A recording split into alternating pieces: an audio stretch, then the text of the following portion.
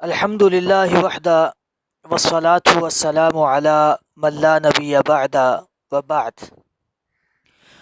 قربانی کے دنوں میں عموماً یہ سوال سامنے آتا ہے کہ کیا ہم اپنے عزیز و اقارب جو فوت ہو چکے ہیں، جیسے کہ اپنے والدین یا بیوی، شوہر یا اولاد یا کوئی عزیز و اقارب، اور کیا ہم ان کی طرف سے قربانی کر سکتے ہیں؟ یعنی کیا میت کی طرف سے قربانی کی جا سکتی ہے؟ تو سب سے پہلے تو آپ یہ بات ذہن میں رکھیں کہ قربانی میں اصل یہ ہے کہ قربانی زندہ شخص کی طرف سے ہوتی ہے، جیسے کہ رسول اللہ صلی اللہ علیہ وآلہ وسلم خود کرتے تھے، اور آپ صلی اللہ علیہ وسلم کے صحابہ کرام خود اپنی طرف سے اور اپنے اہل و عیال کی طرف سے قربانی کرتے تھے۔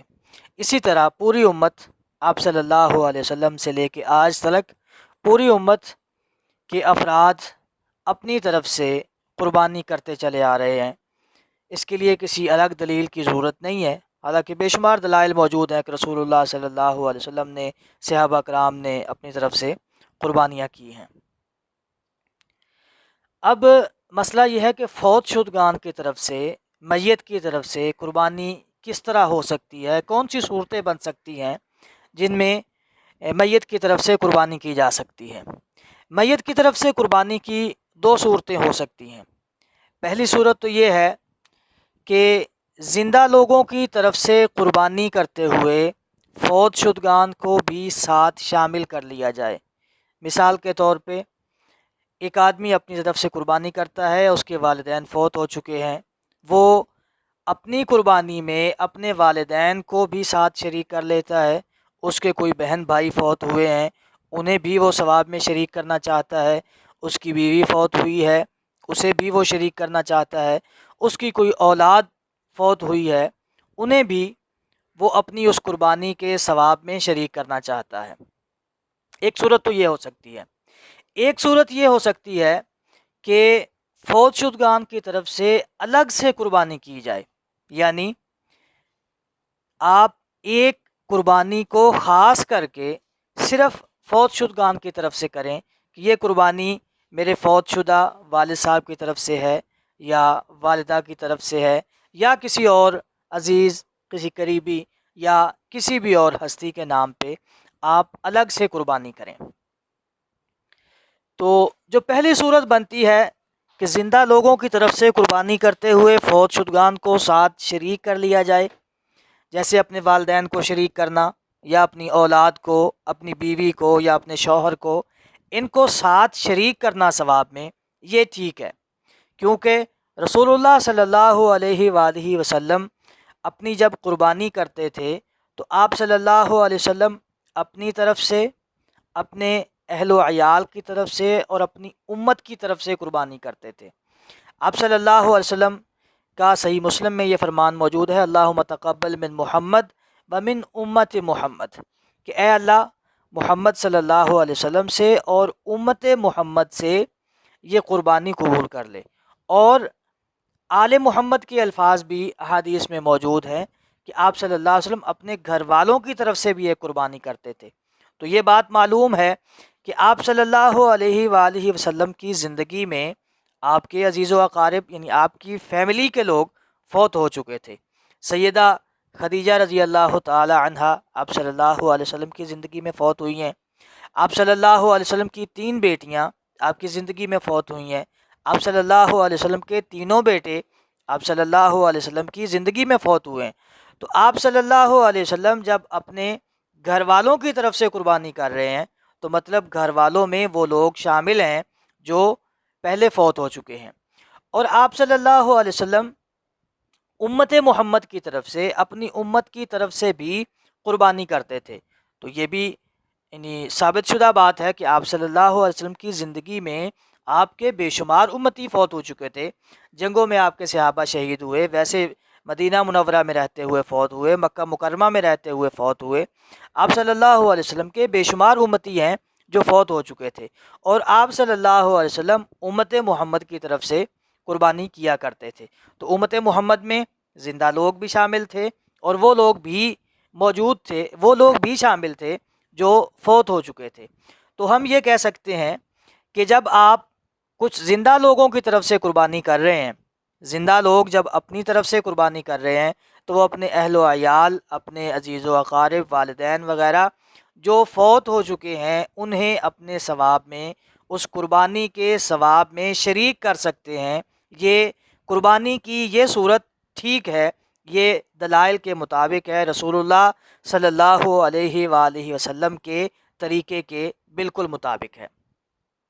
اب دوسری صورت جو بنتی ہے فوت شدگان کی طرف سے الگ قربانی کرنا۔ ایک آدمی ایک قربانی اپنی طرف سے کرتا ہے اور ایک قربانی اپنے فوت شدہ والدین کی طرف سے کرتا ہے، ایک اپنی ماں کی طرف سے کر دیتا ہے، ایک اپنے باپ کی طرف سے کر دیتا ہے، کوئی اپنے بھائی کی طرف سے، کوئی اپنے بیٹے یا بیٹی کی طرف سے قربانی کرتا ہے۔ کیا یہ صورت ٹھیک ہے؟ اصل میں اسے کہا جائے گا میت کی طرف سے قربانی۔ جو پہلی صورت تھی وہ الگ سے میت کی طرف سے نہیں ہے بلکہ میت کو ساتھ شامل کیا گیا۔ جو میت کی طرف سے قربانی کی صحیح صورت بنتی ہے وہ یہی صورت ہے کہ میت کی طرف سے الگ قربانی کی جائے، ایک خاص قربانی میت کے لیے رکھی جائے کہ یہ خاص قربانی یا بڑے جانور کا ایک پورا حصہ میت کی طرف سے رکھا جائے کہ یہ فلاں شخص کا ہے۔ تو کیا یہ طریقہ ٹھیک ہے؟ اس میں اہل علم کے مختلف اقوال پائے جاتے ہیں۔ ایک قول تو یہ ہے کہ یہ اس طرح قربانی کرنا جائز ہے کیونکہ یہ صدقے کی ایک صورت ہے، کی جا سکتی ہے۔ دوسرا قول یہ ہے کہ یہ جائز نہیں ہے، اس طرح قربانی نہیں کی جا سکتی۔ اور کچھ اہل علم یہ کہتے ہیں کہ آپ صدقہ کے طور پہ قربانی کر لیں اور اس کا گوشت سارے کا سارا آپ تقسیم کر دیں، یعنی اس کو صدقے کے طور پہ ہی لیں اور اس کا سارا گوشت تقسیم کر دیں، اس گوشت کو خود نہ کھائیں۔ یہ قول مبارک پوری صاحب رحمہ اللہ نے تحفۃ الحفظی میں ذکر کیا ہے، اور ساتھ انہوں نے اس کا رد بھی کیا ہے کہ رسول اللہ صلی اللہ علیہ وسلم جو امت کی طرف سے قربانی کرتے تھے اس میں کہیں بھی یہ ثابت نہیں ہے کہ آپ صلی اللہ علیہ وسلم نے وہ گوشت سارے کا سارا تقسیم کرنے کا حکم دیا ہو۔ ان تینوں اقوال میں سے ہمارا رجحان دوسرے قول کی طرف ہے۔ علماء کرام کی جو باتیں سنی ہیں، جو دلائل دیکھے ہیں، ہمیں ان علماء کرام کا موقف زیادہ مضبوط نظر آتا ہے جو یہ کہتے ہیں کہ میت کی طرف سے الگ سے قربانی ثابت نہیں ہے۔ تو اس بات کی دلیل کیا ہے کہ فوت شدگان یا میت کی طرف سے الگ سے قربانی نہیں کی جا سکتی؟ اس کی سب سے بڑی دلیل تو یہی ہے کہ اس کے لیے کوئی دلیل نہیں ہے۔ قربانی ایک عبادت ہے، اور عبادت کس کی طرف سے کی جا سکتی ہے، کب کی جا سکتی ہے، کیسے کی جا سکتی ہے، اس سب کے لیے دلیل چاہیے۔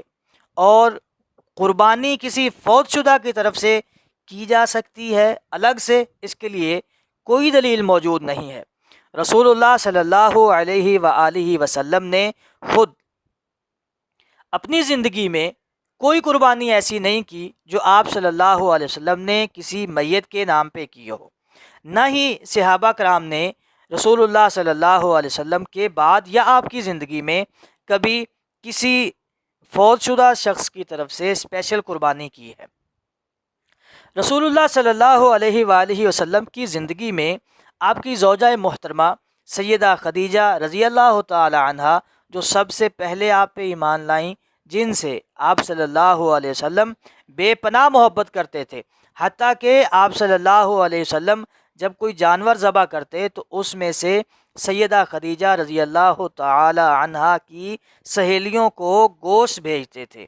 آپ صلی اللہ علیہ وسلم اتنا ان سے پیار کرنے کے باوجود آپ صلی اللہ علیہ وسلم سے کبھی بھی یہ ثابت نہیں ہے کہ آپ صلی اللہ علیہ وآلہ وسلم نے ان کے لیے کوئی الگ قربانی کی ہو، کوئی خاص قربانی صرف سیدہ خدیجہ رضی اللہ تعالی عنہا کے نام کی ہو، یا آپ صلی اللہ علیہ وسلم کی جو بیٹیاں فوت ہوئی ہیں 3 ان کے لیے، یا اپنے بیٹوں کے لیے، آپ کے چچا فوت ہوئے ان کے لیے۔ آپ صلی اللہ علیہ وآلہ وسلم سے کسی بھی میت کے لیے الگ سے قربانی ثابت نہیں ہے۔ اس لیے ہم یہی کہیں گے کہ چونکہ اس کی کوئی دلیل نہیں ملتی، اس لیے قربانی الگ سے کسی بھی میت کی طرف سے نہیں کی جا سکتی۔ آج کل ہمارے ہاں ایک اور رواج چلتا ہے کہ رسول اللہ صلی اللہ علیہ وآلہ وسلم کی طرف سے قربانی کی جاتی ہے۔ تو کیا رسول اللہ صلی اللہ علیہ وآلہ وسلم کی طرف سے قربانی کرنی چاہیے؟ یہ کام نہ تو صحابہ کرام سے ثابت ہے اور نہ ہی آپ صلی اللہ علیہ وآلہ وسلم نے ایسا کوئی حکم دیا ہے کہ میری طرف سے قربانی کی جائے۔ اگر یہ لوگ رسول اللہ صلی اللہ علیہ وآلہ وسلم کو ثواب پہنچانے کے لیے قربانی کرتے ہیں تو کیا رسول اللہ صلی اللہ علیہ وسلم کو ہمارے اس ثواب کی ضرورت ہے؟ کیا رسول اللہ صلی اللہ علیہ وسلم تک ثواب پہنچانے کے لیے ہمارا ان کی طرف سے قربانی کرنا ضروری ہے؟ ان دونوں سوالوں کا جواب نفی میں ہے۔ رسول اللہ صلی اللہ علیہ وسلم کو نہ تو ہمارے اس قربانی کے ثواب کی ضرورت ہے اور نہ ہی رسول اللہ صلی اللہ علیہ وسلم کو ہمارے اس قربانی کا ثواب ان تک پہنچانے کا یعنی کوئی فائدہ ہے۔ آپ صلی اللہ علیہ وسلم کو یہ کوئی ضرورت نہیں ہے کہ ہم یہ ثواب ان تک پہنچائیں۔ ہمارے ہر نیک عمل کا ثواب رسول اللہ صلی اللہ علیہ وسلم کی ذات اقدس کو آٹومیٹکلی پہنچ رہا ہے۔ وہ کیسے؟ صحیح مسلم میں رسول اللہ صلی اللہ علیہ وسلم کا فرمان ہے، من دل علی خیر فلہ مثل اجر فاعلہ، جس بندے نے کسی بھلائی کے کام پہ رہنمائی کر دی اس کے لیے اتنا ہی اجر ہے جتنا اس کام کو کرنے والے کے لیے ہے۔ تو ہم دین کا جو کام کرتے ہیں، الف سے لے کے یا تک، ہمارا کلمے سے لے کے مرنے تک جو کچھ ہم کرتے ہیں، یہ سارے کا سارا رسول اللہ صلی اللہ علیہ وآلہ وسلم کا بتلایا ہوا ہے۔ ہم اپنی طرف سے جو بھی نیکی کر لیں وہ قابل قبول ہی نہیں ہے۔ تو ہماری جو بھی مقبول نیکی ہے، جو اللہ رب العزت کے ہاں کوئی حیثیت رکھتی ہے، وہ رسول اللہ صلی اللہ علیہ وآلہ وسلم کی بتائی ہوئی ہے۔ تو ہماری ہر نیکی میں ہمیں اس نیکی پہ لگانے والا ہر بندہ برابر کا شریک ہے، اور رسول اللہ صلی اللہ علیہ وآلہ وسلم وہ ہستی ہیں جس نے ہمیں یہ سارے کا سارا دین دیا ہے۔ تو آپ صلی اللہ علیہ وسلم کے لیے اسپیشل قربانی کرنے کی کوئی ضرورت نہیں ہے۔ ہم جو اپنی قربانی کر رہے ہیں، جو ہم اپنے اعمال کر رہے ہیں، اس میں سے بھی رسول اللہ صلی اللہ علیہ وآلہ وسلم کو حصہ جا رہا ہے۔ اس لیے چونکہ یہ کام ثابت نہیں ہے کہ رسول اللہ صلی اللہ علیہ وسلم کی طرف سے قربانی کی جائے، اس لیے ہمیں ایسا نہیں کرنا چاہیے۔ آج کل ہمیں بازار میں کچھ ایسے لوگ بھی ملیں گے جو اس چیز کو باقاعدہ اپنے مقاصد کے لیے، پیسے اکٹھے کرنے کے لیے استعمال کر رہے ہیں۔ آپ کو قربانی کے دنوں میں ایسے اشتہارات نظر آ جائیں گے کہ فلاں جگہ پہ اجتماعی قربانی ہو رہی ہے اور وہاں پہ پہلا حصہ رسول اللہ صلی اللہ علیہ وسلم کی ذات اقدس کی طرف سے رکھ دیا گیا ہے، اتنے حصے فلاں مجتہد کی طرف سے رکھ دیے گئے ہیں، اتنے حصے فلاں صحابی کی طرف سے رکھ دیے گئے ہیں، تو آپ بھی وہاں آئیں اور اس قربانی میں شریک ہو جائیں۔ یہ صرف اپنے اس کاروبار میں اضافے کا ایک ٹرک ہے، صرف ایک طریقہ ہے جس کے ذریعے وہ پیسے اکٹھے کرنا چاہتے ہیں، ورنہ اس بات پہ کوئی دلیل موجود نہیں ہے کہ آج ہم رسول اللہ صلی اللہ علیہ وسلم کی طرف سے قربانی کر سکتے ہیں، یا صحابہ کرام کی طرف سے، یا امام مجتہدین کی طرف سے، یا کسی بھی نیک شخص کی طرف سے، یا کوئی بھی جو ہمارے عزیز و اقارب کے بغیر پہلے فوت ہو چکا ہے، ان میں سے کسی بھی طرف سے ہم قربانی کر سکتے ہیں، اس کی کوئی دلیل موجود نہیں ہے۔ ہم اپنے عزیز و اقارب، اپنی فیملی کے لوگوں کی قربانی کر سکتے ہیں، جیسا کہ میں پہلے بیان کر چکا ہوں اور اس کی دلیل بھی پیش کی جا چکی ہے۔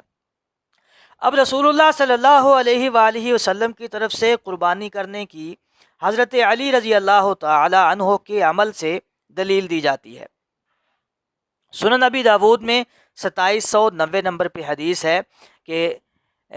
حکم بن حنش کہتے ہیں، رأیت علی رضی اللہ عنہ یضحی بکبشین، میں نے حضرت علی رضی اللہ تعالی عنہ کو دیکھا کہ وہ 2 مینڈے ذبح کر رہے تھے۔ فقلت لہ ما ھذا، میں نے ان سے پوچھا کہ یہ کیا ہے، آپ دو قربانیاں کیوں کر رہے ہیں؟ وہ کہنے لگے ان رسول اللہ صلی اللہ علیہ وآلہ وسلم اوصانی ان اضحی عنہ، رسول اللہ صلی اللہ علیہ وآلہ وسلم نے مجھے یہ وصیت فرمائی تھی کہ میں آپ صلی اللہ علیہ وسلم کی طرف سے قربانی کروں، فانا اضحی عنہ، تو میں آپ صلی اللہ علیہ وآلہ وسلم سے قربانی، آپ صلی اللہ علیہ وآلہ وسلم کی طرف سے قربانی کرتا ہوں۔ یہ حدیث سنن نبی داود میں بھی موجود ہے اور بھی حدیث کی مختلف کتابوں میں موجود ہے، لیکن اس کی سند میں دو راوی ہیں جن کی وجہ سے یہ حدیث ضعیف ہے۔ پہلا راوی تو شریک، یہ مدلس ہے اور مدلس کی روایت صحیح نہیں تسلیم کی جاتی، اور دوسرا راوی ابو الحسنہ ہے، یہ مجہول، تو ان دو راویوں کی وجہ سے یہ حدیث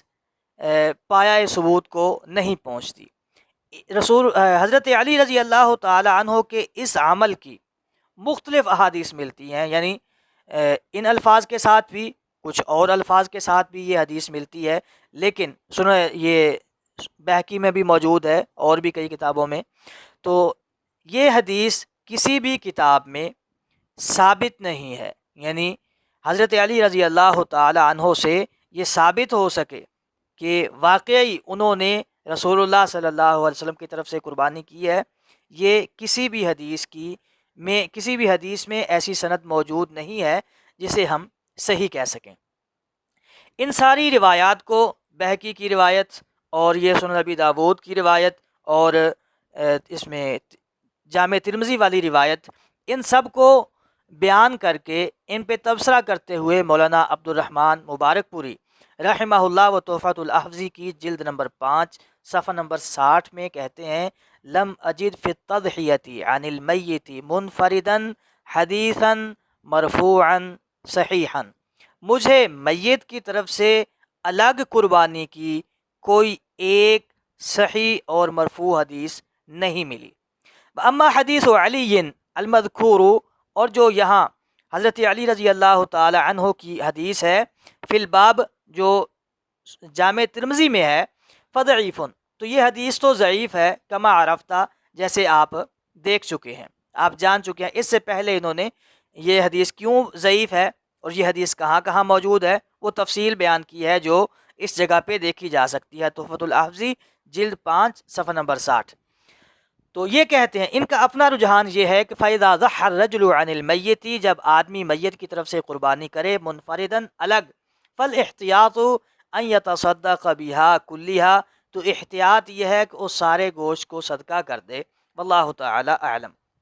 یہ ان کا رجحان ہے کہ اگر آپ قربانی کرتے ہیں تو پھر اسے صدقہ کے طور پہ تقسیم کر دیں، لیکن چونکہ یہ چیز ثابت ہی نہیں ہے، رسول اللہ صلی اللہ علیہ وآلہ وسلم نے، آپ صلی اللہ علیہ وسلم کے صحابہ کرام نے، کسی نے میت کی طرف سے الگ سے قربانی نہیں کی، اس لیے ہم اس قربانی کے قائل نہیں ہیں۔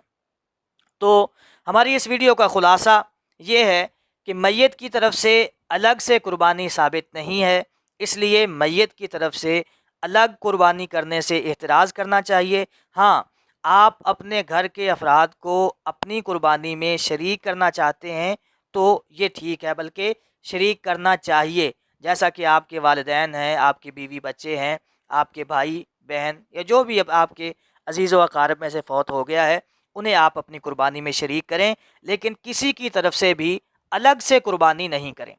اور اس سے بھی، یعنی میت کی طرف سے الگ قربانی کرنے سے بھی بڑا ایک، یعنی بڑی غلطی جو ہم کرتے ہیں کہ ہمارے ہاں کچھ لوگ کسی فوت شدہ کی طرف سے قربانی کر دیتے ہیں اور اپنی قربانی نہیں کرتے۔ مثال کے طور پہ کچھ لوگ اپنے والدین کی طرف سے قربانی کر دیتے ہیں اور اپنی قربانی نہیں کرتے۔